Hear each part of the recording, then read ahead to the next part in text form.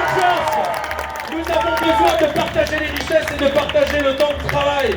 Parce que les gens ont le droit à un travail stable, à un travail digne. Et surtout, les gens ont le droit à un service public. On ne reconnaît plus notre école, on ne reconnaît plus notre hôpital. Eh bien, on va le retrouver. La jeunesse, il y a un intérêt immédiat.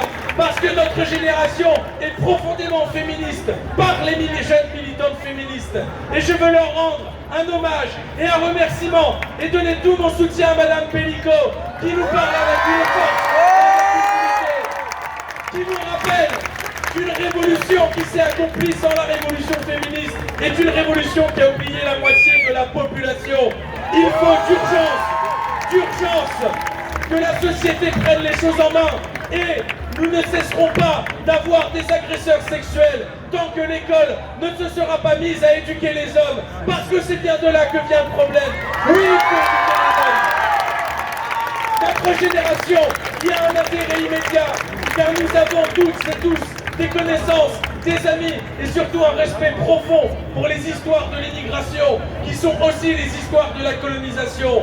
La France n'a pas encore fait son inventaire colonial et il sera temps de le faire.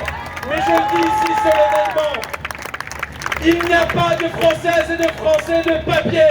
Il n'y a que des Françaises et des Français qui appellent de liberté, d'égalité et de fraternité. Nous voulions l'abrogation de la loi Cazeneuve. Nous voulions la fin du contrôle au faciès.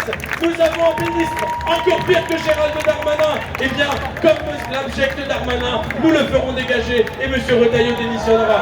Oui, le fondateur de la révolution citoyenne. Enfin, je termine.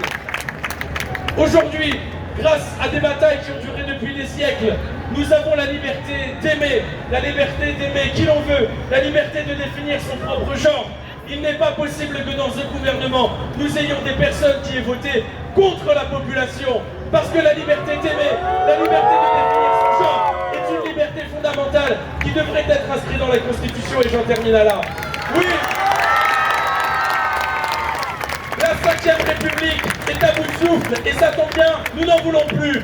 Mais la 6e République ne s'obtiendra pas par des députés en écharpe tricolore qui voteront non. La 6e République se fera par le peuple et pour le peuple.